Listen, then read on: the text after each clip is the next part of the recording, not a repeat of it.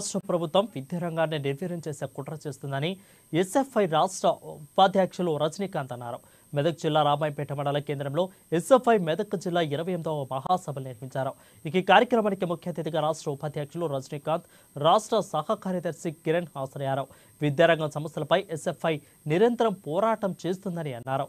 తెలంగాణ రాష్ట్ర ప్రభుత్వం రాష్ట్ర వ్యాప్తంగా 8,220 కోట్ల పెండింగ్ స్కాలర్షిప్లను వెంటనే విడుదల చేయాలని డిమాండ్ చేశారు.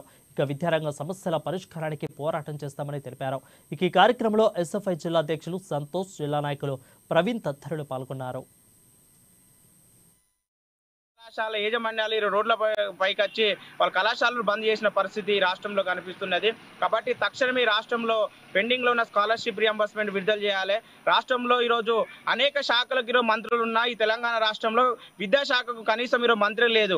ఈ రాష్ట్రంలో దాదాపుగా సంవత్సర కాలంలో విద్యారంగంలో ఉన్న సమస్యలను సమీక్ష చేద్దామంటే రాష్ట్రంలో మంత్రి లేని పరిస్థితి ఉన్నది.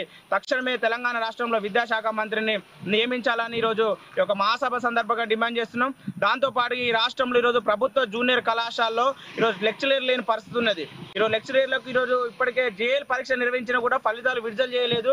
ఇప్పటికి కూడా నియమించిన పరిస్థితి ఉన్నది. మార్చి 5వ తారీఖు నుండి ఈరోజు ఇంటర్మీడియట్ పరీక్షలు వచ్చినా కూడా కనీసం పూర్తి స్థాయిలో పాఠాలు జరిగిన పరిస్థితి తెలంగాణ రాష్ట్రంలో ఉంది.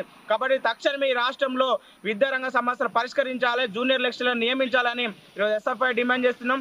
దాంతోపాటు తెలంగాణ రాష్ట్రంలో ఇప్పటికే గురుకులాలలో, సంక్షేమ హాస్టల్లో ఈరోజు పెరిగిన ధరలకు అనుగుణంగా మెస్ ఛార్జీలు ఈరోజు 50% పెంచడమని రాష్ట్ర ప్రభుత్వం ఈరోజు చెప్తున్నది. కానీ ఈ మెస్ ఛార్జీలు ఎక్కడ కూడా కింది స్థాయిలో ఇప్పటి వరకు కూడా ఇంప్లిమెంటేషన్ జరుగుతలేదు.